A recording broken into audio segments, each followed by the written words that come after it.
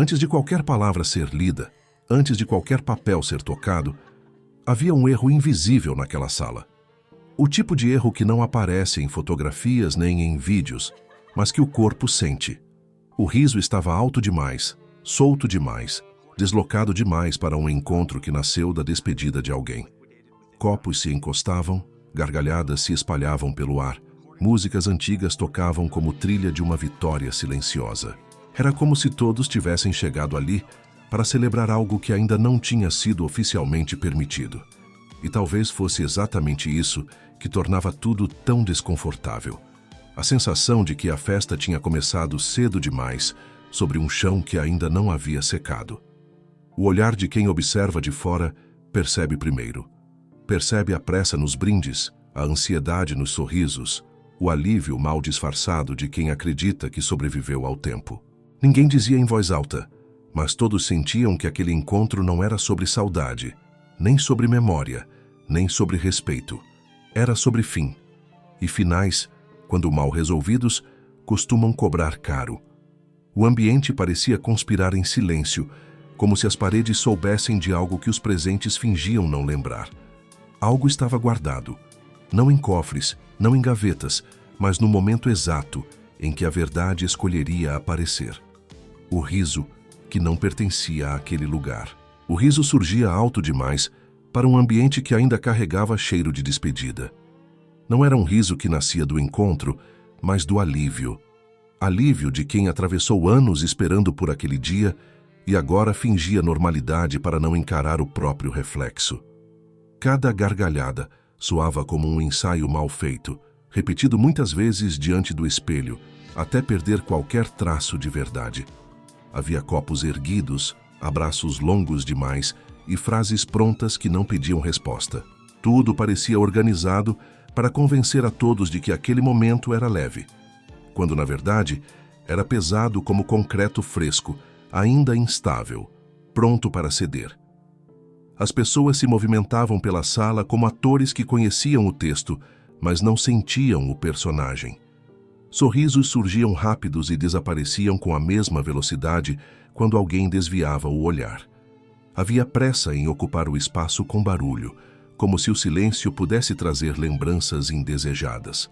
O riso cumpria uma função clara ali: impedir que alguém pensasse, porque pensar levaria a lembrar. E lembrar levaria a admitir que aquela festa não celebrava uma vida, mas o que restou depois que ela deixou de ser incômoda. Em cada canto da sala, pequenas cenas denunciavam a farsa coletiva. Um parente ria alto enquanto apertava o copo com força excessiva, os dedos brancos denunciando tensão. Outro concordava com piadas que não escutava, a cabeça balançando no automático. Havia quem falasse demais para não ouvir a própria consciência.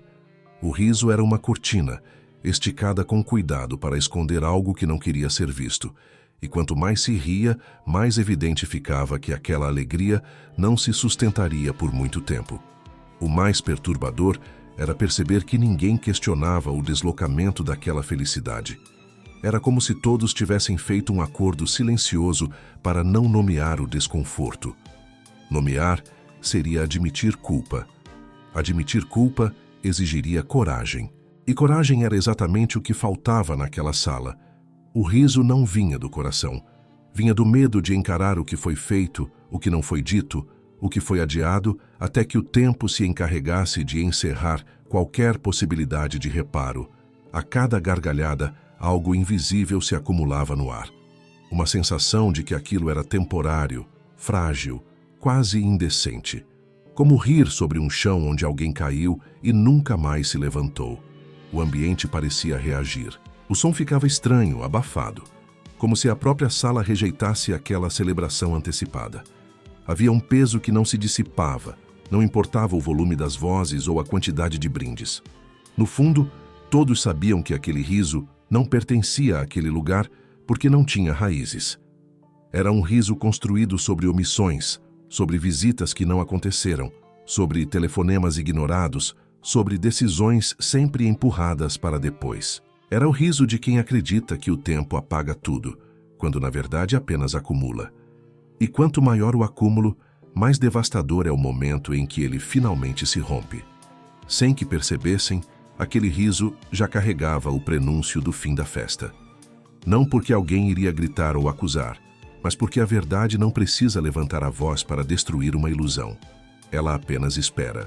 E enquanto os risos ecoavam, algo já se movia em silêncio, preparando o instante exato em que tudo o que parecia leve se tornaria impossível de sustentar. Preciso realmente expandir todos os tópicos a partir do tópico 1, cada um para 5.000 caracteres, mantendo a mesma linguagem do início do conteúdo, e que esse conteúdo seja altamente impactante na vida de cada pessoa. Não adicione marcadores, subtítulos ou qualquer coisa do tipo.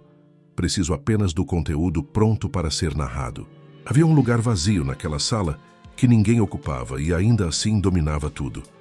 Uma cadeira encostada demais na parede, um copo que ninguém tocou, um espaço que não foi preenchido nem mesmo quando a música aumentou. Não era esquecimento. Era escolha. A ausência não era discreta, era ensurdecedora. Ela se infiltrava entre as conversas, atravessava os risos forçados e pousava sobre cada olhar que evitava determinado canto do ambiente. Bastava alguém se mover um pouco para perceber que aquele vazio tinha peso, memória e nome, mesmo que ninguém tivesse coragem de pronunciá-lo. O mais cruel da ausência é que ela não precisa se anunciar. Ela se impõe. Está nas histórias que não são contadas, nas fotos que não são mostradas, nos assuntos que mudam de direção no meio da frase. Quanto mais tentavam ignorar, mais presente ela ficava. Havia quem evitasse passar perto daquele espaço, quem desviava o olhar rapidamente, quem se sentasse de costas como se isso pudesse apagar o incômodo. Mas a ausência não se apaga com postura. Ela se infiltra na respiração, aperta o peito, acelera o coração de quem sabe que falhou e nunca admitiu. Alguns ali carregavam lembranças que preferiam manter enterradas, visitas prometidas e nunca feitas, mensagens vistas e não respondidas, decisões adiadas até que se tornaram irreversíveis. A ausência não nasceu naquele dia. Ela foi construída lentamente, ao longo de anos de prioridades erradas, de justificativas convenientes, de frases como "depois eu vejo", "semana que vem eu passo", "agora não dá". E o tempo, sempre silencioso, foi somando tudo até transformar presença em lembrança e lembrança em vazio. Havia uma tentativa coletiva de tratar aquela ausência como algo natural, como se fosse apenas parte da vida. Mas não era. Ela tinha contorno, tinha história, tinha responsabilidade. Cada pessoa naquela sala sabia exatamente o que aquele espaço representava, mesmo que nunca tivesse dito em voz alta. Sabia quem deveria estar ali. Sabia por que não estava. E sabia, no fundo, que não haveria outra chance de corrigir isso. O desconforto crescia quando alguém mencionava o passado, mesmo sem intenção. Bastava uma frase solta, uma referência vaga, para que o clima mudasse. O silêncio surgia rápido. Alguém puxava outro assunto, alguém ria fora de hora. Era a ausência exigindo ser reconhecida, mesmo contra a vontade de todos, porque ausências ignoradas não desaparecem. Elas cobram. Cobram em forma de culpa, de arrependimento, de perguntas que não terão resposta.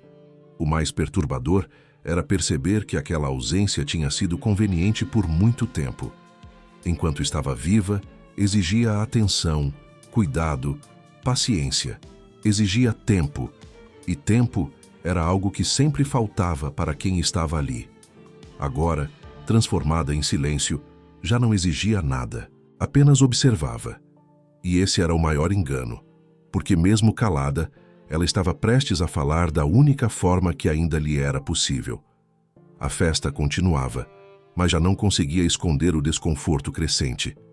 A ausência dominava o ambiente sem levantar a voz, sem interromper conversas, sem se impor fisicamente. Dominava porque todos sabiam que ela era o centro de tudo, mesmo sem estar ali. E quando a verdade finalmente começasse a se revelar, ficaria claro que aquela ausência nunca foi um detalhe. Foi o ponto de partida de tudo o que estava prestes a desmoronar. Havia frases que voltavam à mente como ecos incômodos, agora carregadas de um peso que antes ninguém quis reconhecer. Eram comentários soltos, ditos em tom de brincadeira, observações feitas à mesa do jantar, reclamações disfarçadas de cansaço. Na época, soaram normais, quase invisíveis. Mas agora, dentro daquela sala carregada de tensão, cada uma delas ganhava um novo significado, como peças de um quebra-cabeça que finalmente começava a fazer sentido. Alguém havia dito anos atrás que aquela pessoa estava ficando difícil. Outro comentou que não tinha mais paciência para lidar com as mesmas histórias repetidas. Houve quem dissesse que era melhor manter distância, que era pesado demais visitar, que sempre acabava em cobrança emocional. Frases pequenas, aparentemente inofensivas, que passaram despercebidas porque se encaixavam bem demais na rotina corrida de todos. O problema é que nenhuma frase dita ao acaso é realmente ao acaso. Todas deixam marcas, mesmo quando ninguém parece ouvir. Agora essas palavras retornavam como acusações silenciosas. Não eram lembranças gritadas, eram sussurros insistentes. Cada pessoa na sala se recordava de algo que disse e não deveria ter dito, ou de algo que ouviu e escolheu ignorar. As frases, antes jogadas no ar, tinham encontrado lugar para pousar. E pousaram exatamente onde doía mais, na consciência. Havia também os avisos claros, aqueles que ninguém podia dizer que não percebeu. Pedidos diretos por companhia, reclamações sobre solidão, tentativas tímidas de manter vínculos que já estavam se desfazendo.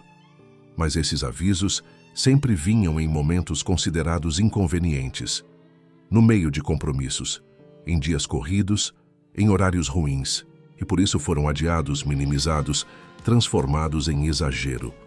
Era mais fácil acreditar que nada era tão sério assim.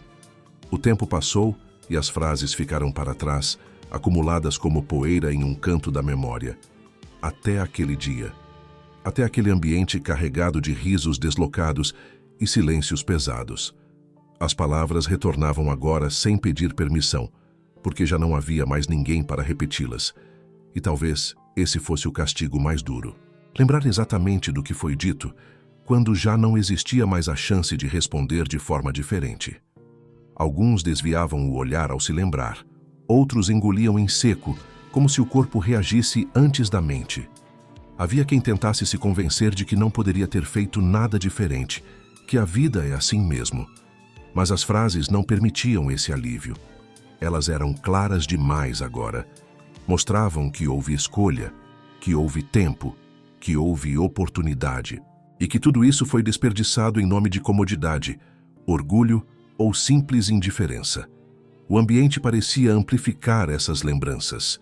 Cada pausa entre conversas trazia uma frase antiga à tona.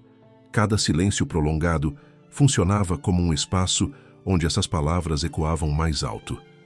Não era necessário que alguém as repetisse em voz alta. Todos as ouviam dentro da própria cabeça e ninguém conseguia desligar. O mais perturbador era perceber que essas frases nunca foram ditas com intenção de ferir. Foram ditas com descuido. E é exatamente esse tipo de descuido que constrói as maiores tragédias silenciosas. Porque o que machuca não é apenas a maldade explícita, mas a soma de pequenas negligências acumuladas ao longo do tempo.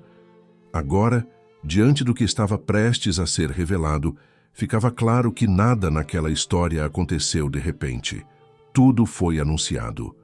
Tudo foi avisado. As frases estavam lá, desde o início, apontando para um fim que todos preferiram não enxergar. E quando a verdade finalmente começasse a se revelar, não haveria como alegar surpresa.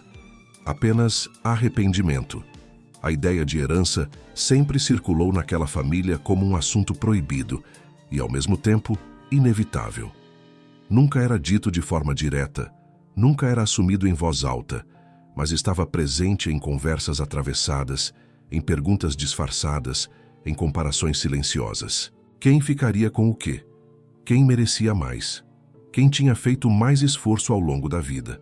A herança não era vista como continuidade, mas como compensação. Uma espécie de acerto de contas emocional, onde bens materiais tentariam equilibrar anos de distanciamento e ausência. Cada pessoa naquela sala carregava sua própria versão do que acreditava ser justo. Alguns se sentiam credores, outros se viam como vítimas do esquecimento. Havia quem acreditasse que a herança serviria para apagar culpas antigas, como se dinheiro tivesse o poder de reescrever histórias mal vividas. E havia também quem não quisesse entender nada além do valor final, porque compreender de verdade exigiria encarar responsabilidades que nunca quiseram assumir. O mais inquietante era que quase ninguém ali se perguntava o que aquela pessoa teria desejado de fato. A herança era tratada como algo automático, previsível, quase mecânico, como se fosse apenas o encerramento lógico de uma vida, e não uma decisão carregada de significado. O foco estava nos números, nos bens, nos possíveis ganhos. Poucos pensaram que uma herança também pode ser uma mensagem. E mensagens nem sempre são confortáveis. Enquanto a festa seguia, pequenas disputas invisíveis já aconteciam. Olhares mediam uns aos outros. Frases ambíguas eram lançadas para testar reações. Havia uma ansiedade crescente, uma expectativa difícil de esconder. Não era apenas curiosidade, era necessidade. Para alguns, aquela herança representava alívio financeiro, para outros, confirmação de valor pessoal. Ser lembrado no documento significava ter sido importante. Ser esquecido significava mais uma rejeição, agora definitiva. Mas ninguém parecia disposto a compreender que herança não se resume a dividir coisas. Ela revela prioridades, expõe relações, denuncia quem esteve presente e quem apenas apareceu no final. Entender isso exigiria maturidade emocional, algo que faltava naquele ambiente carregado de tensões mal resolvidas. Era mais fácil reduzir tudo a cifras, porque números não acusam. Pessoas, sim. Havia também uma fantasia coletiva de que a leitura seria rápida, objetiva, sem surpresas. Que tudo seguiria um roteiro conhecido, com pequenas diferenças, mas nada realmente transformador. Essa fantasia ajudava a manter os risos, a sustentar a leveza artificial do momento. Acreditar que nada de inesperado aconteceria era uma forma de autoproteção, porque o inesperado naquele contexto só poderia significar confronto. No fundo, ninguém queria entender a herança de verdade, queriam apenas receber. Entender implicaria reconhecer falhas, admitir ausências, aceitar que escolhas têm consequências. E isso doía mais do que qualquer divisão injusta de bens. A herança, antes mesmo de ser lida, já havia cumprido seu papel mais cruel: revelar o quanto aquela família estava desconectada do essencial. O silêncio que se aproximava carregava essa tensão não dita. A expectativa material escondia um medo profundo de que algo ali não fosse como todos esperavam. E esse medo começava a se manifestar nos gestos, nos olhares, na dificuldade de manter a conversa fluindo. Porque quando ninguém quer entender algo, geralmente é porque, no fundo, todos suspeitam da verdade. O advogado entrou naquela sala sem pressa, mas também sem hesitação. Não carregava a postura teatral que muitos esperavam, nem o ar solene exagerado que costuma acompanhar momentos como aquele. Havia algo mais contido em seus gestos, como alguém que já tinha visto histórias demais para se impressionar facilmente. Antes mesmo de sentar, ele percorreu o ambiente com os olhos, não para reconhecer rostos, mas para sentir o clima. E o que encontrou ali não foi alegria verdadeira, foi ansiedade disfarçada. Ele percebeu no primeiro segundo. Sempre percebia. Enquanto organizava os papéis sobre a mesa, notou detalhes que passariam despercebidos para qualquer outro. O riso que cessava abruptamente quando alguém se aproximava demais. Os corpos inclinados para a frente, como quem aguarda um veredito. As mãos inquietas, mexendo em celulares desligados, copos vazios, alianças giradas sem parar.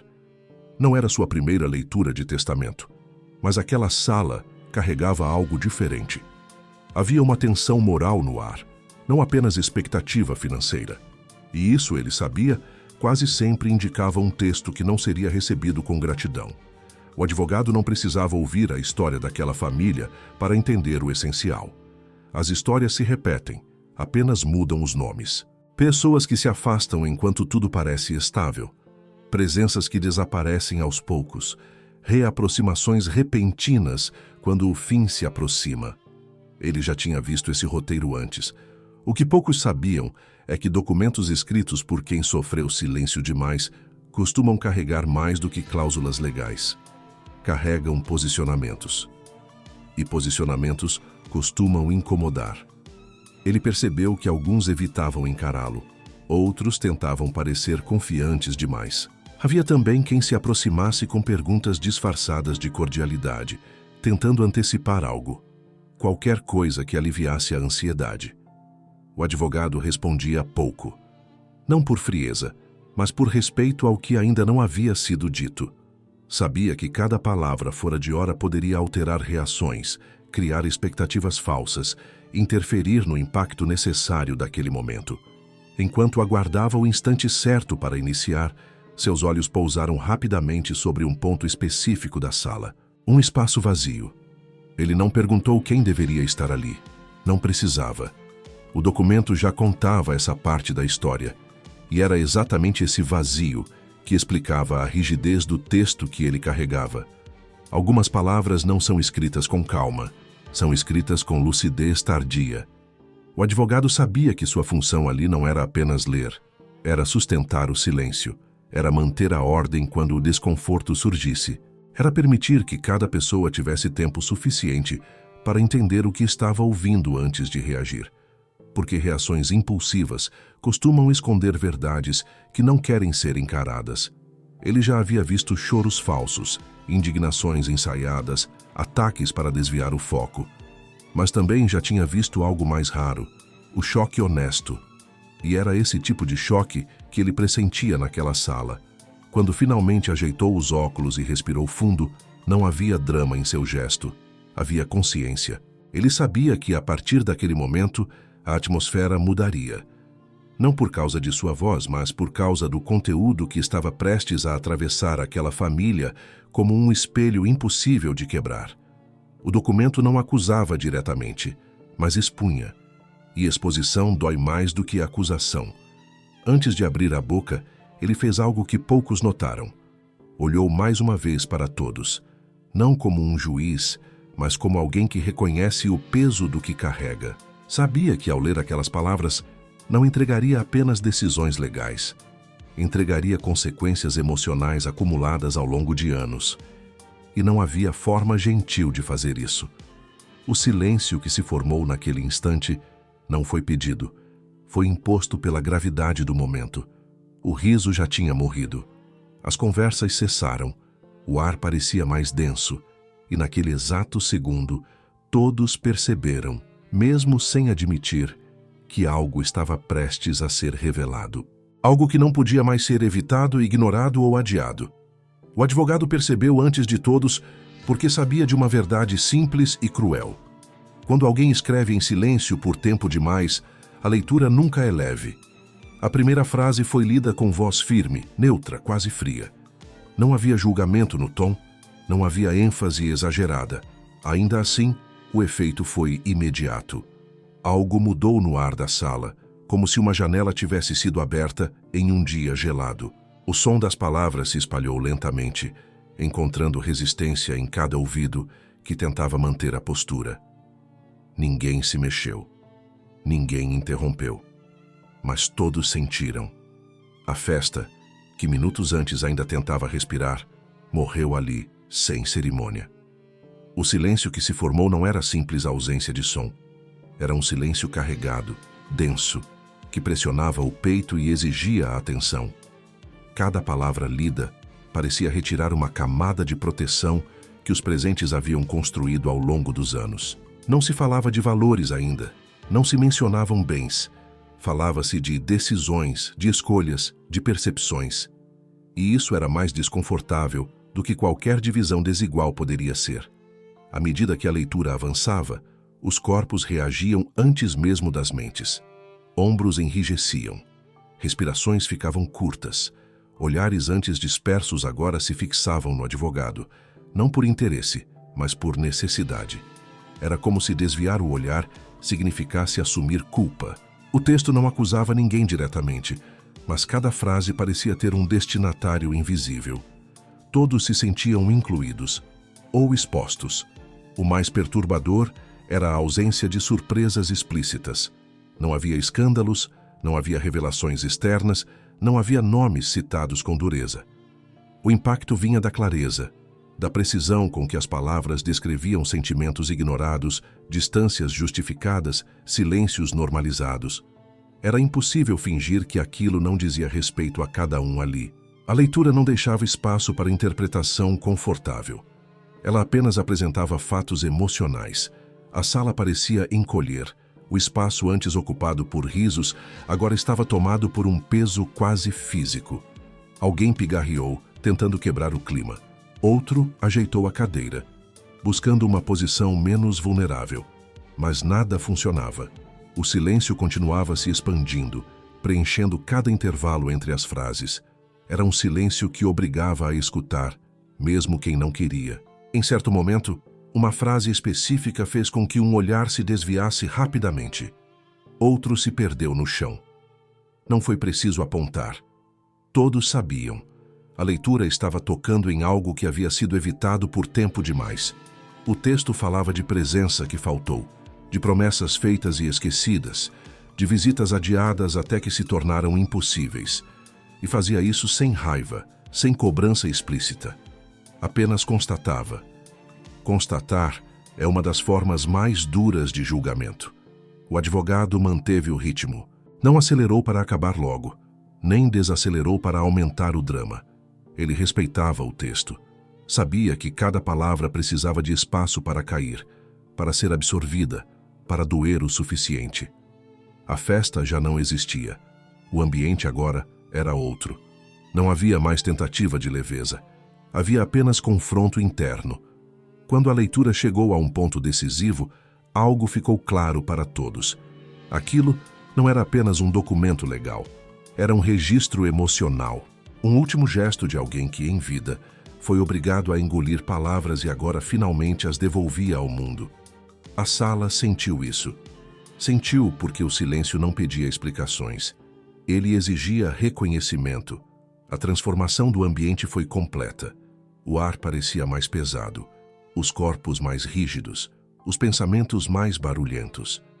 A festa morreu não por causa de uma frase chocante, mas porque a verdade começou a ocupar o espaço que antes era preenchido por risos vazios. E quando a verdade se instala, não há música, brinde ou conversa que consiga expulsá-la. A culpa não chegou como um grito.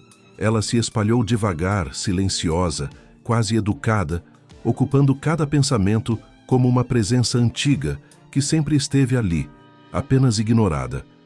Não era uma culpa coletiva abstrata, era íntima, personalizada, moldada exatamente no formato de cada consciência naquela sala. O texto lido não apontava dedos, mas fazia algo muito mais cruel. Fazia lembrar. E lembrar, quando já não existe possibilidade de reparo, é uma forma profunda de punição. Cada pessoa começou a revisitar mentalmente suas próprias decisões, não as grandes, mas as pequenas, aquelas que pareciam inofensivas no momento. Um domingo em que preferiu ficar em casa. Um telefonema ignorado por cansaço. Uma visita adiada porque parecia sempre haver mais tempo. A culpa não vinha por ter feito algo errado de forma explícita, vinha por tudo o que não foi feito quando ainda era possível. E isso pesava mais do que qualquer erro assumido. Havia quem tentasse se defender internamente, criando justificativas tardias. A vida era corrida. As responsabilidades eram muitas. Sempre havia outra oportunidade. Mas nenhuma dessas explicações se sustentava diante da clareza do que estava sendo revelado. O texto mostrava que o tempo existiu, que as portas estiveram abertas, que o afastamento não foi acidente, foi escolha. E escolhas, mesmo silenciosas, constroem destinos. O mais duro era perceber que a culpa não era igual para todos. Alguns sentiam um aperto constante no peito, como se tivessem sido mencionados diretamente, mesmo sem seus nomes aparecerem. Outros experimentavam um incômodo mais sutil, uma sensação de desconforto que insistia em permanecer. Mas ninguém saiu ileso. O texto tinha sido escrito de forma que cada leitor invisível se reconhecesse em algum trecho. Era um espelho distribuído em fragmentos. A culpa também se manifestava no corpo. Havia mãos trêmulas, respirações irregulares, olhos marejados que se recusavam a chorar em público. O silêncio já não era apenas respeito, era contenção. Ninguém queria ser o primeiro a demonstrar fraqueza, porque demonstrar fraqueza significava admitir responsabilidade. E responsabilidade exigiria coragem para assumir que o abandono nem sempre é físico. Muitas vezes é emocional. Muitas vezes acontece mesmo estando por perto. O texto falava de solidão sem usar a palavra. Falava de espera sem acusar diretamente. Falava de noites longas e dias repetidos, de um cotidiano que foi se esvaziando aos poucos. E quanto mais avançava, mais ficava claro que o verdadeiro legado não eram bens, não eram valores, não eram objetos. Era a culpa agora instalada em cada um, como uma herança impossível de recusar. Alguns tentaram se agarrar à ideia de que ninguém é perfeito, de que todos erram. Mas o texto não falava de perfeição. Falava de presença mínima, de gestos simples que nunca aconteceram, de atenção básica que foi considerada excessiva na época.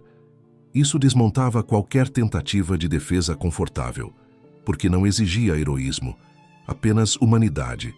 E a humanidade foi negligenciada. A culpa ganhava ainda mais força porque chegava tarde demais. Se houvesse uma chance de pedir desculpas, talvez ela fosse suportável. Se houvesse uma oportunidade de corrigir, talvez fosse transformadora. Mas não havia. O texto deixava isso claro sem precisar dizer. O tempo havia se encerrado. E essa era a parte mais cruel do legado. Não era uma lição para o futuro. Era uma constatação definitiva sobre o passado. Naquele momento, cada pessoa compreendeu que herdava algo que jamais poderia vender, dividir ou transferir. Herdava a consciência de ter falhado quando ainda havia tempo. Herdava a memória de ter sido importante demais para ignorar e ignorado mesmo assim. Herdava o peso de saber que algumas ausências são irreversíveis e que a culpa, quando chega como herança, não oferece recibo nem prazo de validade. O ambiente estava completamente tomado por esse sentimento quando a leitura se aproximava de um ponto sem retorno. As máscaras já estavam rachadas, as defesas enfraquecidas, e o que vinha a seguir não permitiria mais fingimento, porque quando a culpa se instala, ela prepara o terreno para algo ainda mais difícil de suportar. A verdade que ninguém consegue desfazer. A normalidade tentou resistir por alguns minutos, mas não havia mais onde se apoiar. Os gestos automáticos começaram a falhar. As expressões treinadas perderam força. O corpo denunciava aquilo que a mente ainda tentava esconder. Era impossível continuar fingindo depois do que tinha sido ouvido. A leitura não tinha levantado a voz, não tinha provocado confronto direto, mas tinha desmontado cada mecanismo de defesa que aquela família construiu ao longo de anos. E quando a defesa cai, sobra apenas o que é verdadeiro. Alguns tentaram manter a postura, endireitando as costas, ajeitando a roupa como se isso pudesse devolver controle à situação. Outros desviavam o olhar repetidamente, incapazes de sustentar qualquer contato visual por mais de alguns segundos. Havia quem encarasse o vazio, fixando os olhos em um ponto qualquer da sala, como se procurasse uma saída que não existia. A normalidade exige ilusão compartilhada, e aquela ilusão tinha acabado de ser quebrada. As conversas não voltaram. Qualquer tentativa de comentário morria antes de ganhar forma. Ninguém queria ser o primeiro a falar, porque falar significava se posicionar, e se posicionar significava se expor. O silêncio agora não era apenas respeito ou choque, era medo. Medo de dizer algo que confirmasse aquilo que todos já sentiam.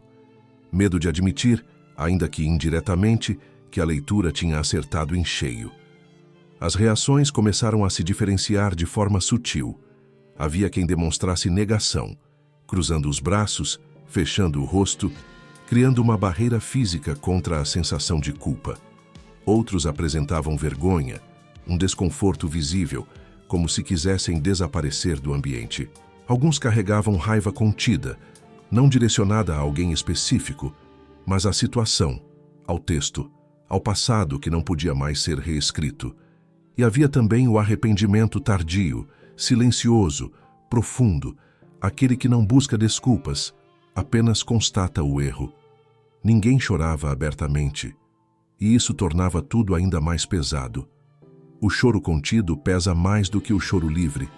As lágrimas presas nos olhos, a respiração travada, o maxilar tenso. Cada corpo reagia à sua maneira, mas todos reagiam.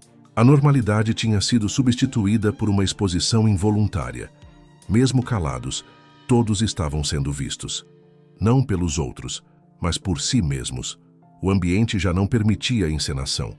Não havia mais espaço para piadas, para frases neutras, para comentários vazios. Qualquer palavra agora soaria inadequada. A festa tinha sido enterrada ali, não por uma decisão consciente, mas porque ninguém conseguia mais sustentar aquela versão confortável da realidade. A leitura tinha revelado algo irreversível. A imagem que cada um fazia de si mesmo tinha sido rachada, e rachaduras não se escondem facilmente. Havia também um desconforto coletivo diante da percepção de que todos sabiam. Sabiam dos erros uns dos outros. Sabiam das ausências, das desculpas, das omissões. Mas nunca tinham colocado isso em palavras. Agora, o texto tinha feito esse trabalho. Não apontando nomes, mas descrevendo comportamentos que todos reconheciam. Isso criava uma tensão nova. A consciência compartilhada do fracasso emocional. Alguns começaram a se perguntar em silêncio se poderiam ter sido diferentes. Não de forma idealizada, mas prática. Se uma visita a mais teria mudado algo. Se uma conversa honesta teria evitado aquele final. Se um pedido de desculpas feito a tempo teria transformado tudo. Essas perguntas não buscavam resposta. Buscavam alívio. Um alívio que não vinha, porque o tempo não responde. Ele apenas confirma. O mais perturbador era perceber que ninguém ali era completamente inocente, mas também ninguém era um vilão evidente. Era uma história de pessoas comuns, com falhas comuns, que escolheram o caminho mais fácil repetidas vezes. E o caminho mais fácil quase sempre cobra seu preço no final. A normalidade falhava porque não havia mais como fingir que nada daquilo tinha acontecido. A leitura tinha colocado luz onde antes havia conforto na sombra. Quando o silêncio voltou a se instalar, já não era o mesmo silêncio de antes. Não era expectativa. Era aceitação amarga. Aceitação de que algo tinha sido exposto e não poderia ser recolhido. As máscaras estavam no chão, algumas quebradas, outras apenas deslocadas. Mas nenhuma poderia ser recolocada da mesma forma. E todos sabiam que dali em diante, qualquer gesto seria marcado por aquela revelação. O que ainda viria a seguir não seria apenas desconfortável, seria definitivo. Porque quando ninguém consegue mais fingir normalidade, é sinal de que a verdade já tomou o controle. E a verdade, uma vez instalada, não oferece atalhos, apenas consequências. A verdade não chegou como surpresa, porque todos já a conheciam em alguma camada da própria consciência. O que mudou foi a forma como ela se apresentou, não mais como suspeita, não mais como sensação incômoda, mas como afirmação definitiva. O trecho final do documento não trazia novas informações externas, ele fazia algo mais profundo.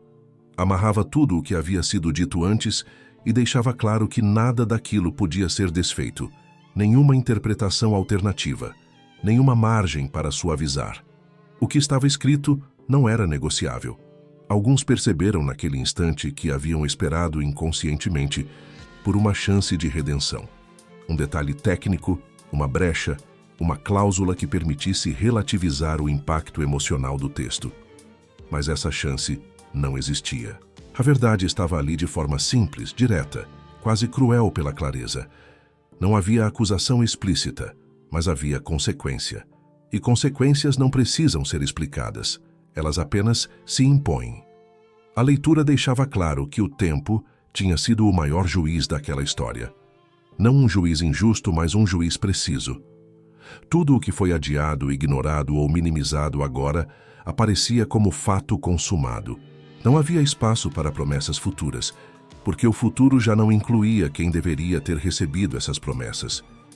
Essa constatação atravessava a sala como um golpe silencioso. Não causava escândalo, mas quebrava algo por dentro. Alguns sentiram raiva ao perceber que não poderiam reagir. Não havia para quem argumentar, não havia como contestar a ausência. Outros sentiram um vazio profundo, uma sensação de perda que não vinha apenas da morte, mas da consciência de ter desperdiçado tempo quando ele ainda existia. O mais duro era entender que a verdade não estava sendo imposta por terceiros. Estava sendo reconhecida internamente, sem resistência possível.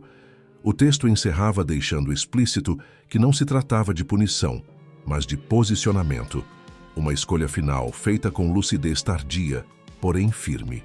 Aquela pessoa tinha decidido falar quando já não poderia ser interrompida.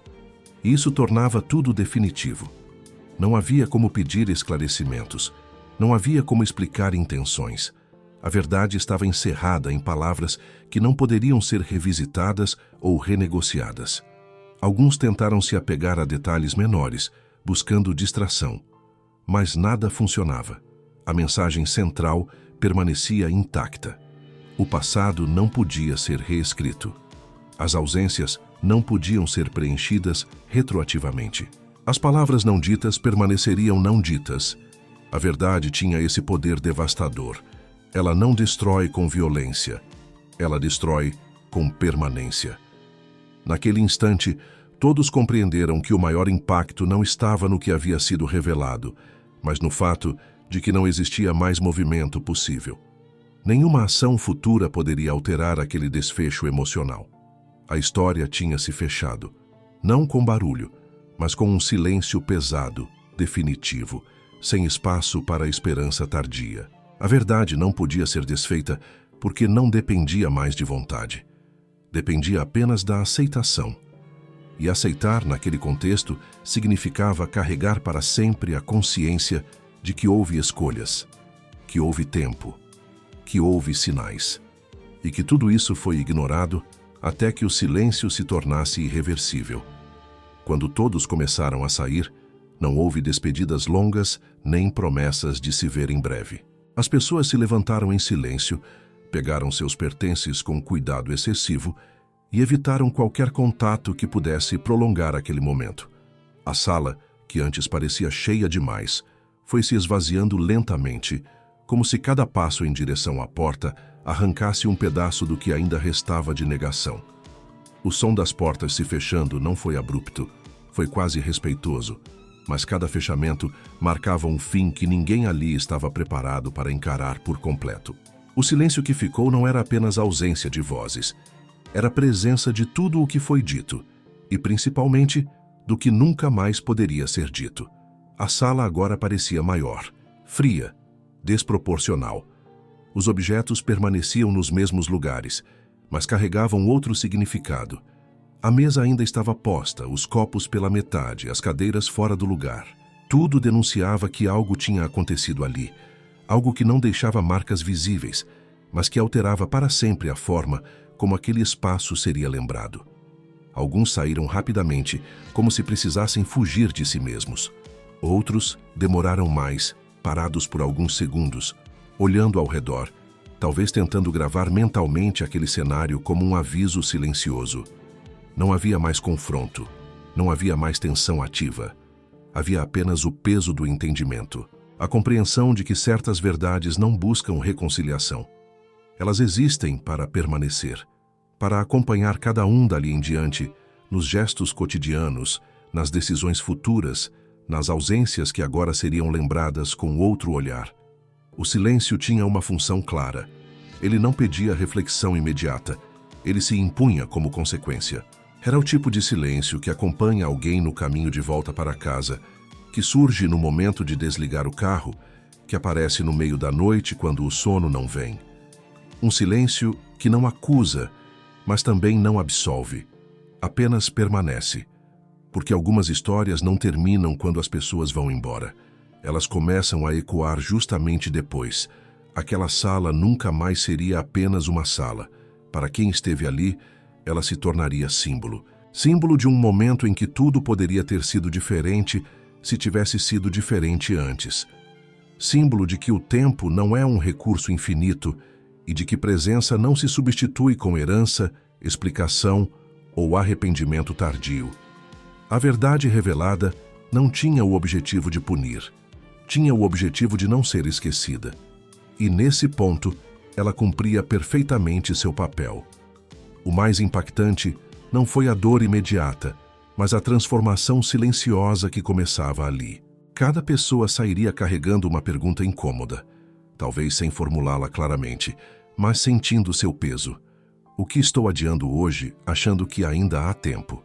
Quem estou deixando para depois, como se depois fosse garantido? Essas perguntas não surgem como lição moral explícita. Surgem como inquietação. E inquietações profundas mudam trajetórias. O silêncio que ficou depois que todos foram embora não pedia aplausos, nem lágrimas públicas, nem reconhecimento externo. Ele pedia algo mais difícil: consciência. A consciência de que algumas verdades só aparecem quando já não servem para consertar, apenas para revelar. E revelar, mesmo tarde, ainda é necessário. Porque histórias como essa não existem para confortar, existem para alertar. Ali, naquele espaço vazio, ficou claro que o verdadeiro encerramento não aconteceu na leitura do documento, mas naquele silêncio final. Um silêncio que não se fecha com o tempo, um silêncio que acompanha, um silêncio que ensina ainda que doa. Porque algumas verdades, quando finalmente aparecem, não mudam o passado, mas mudam para sempre quem é capaz de escutá-las.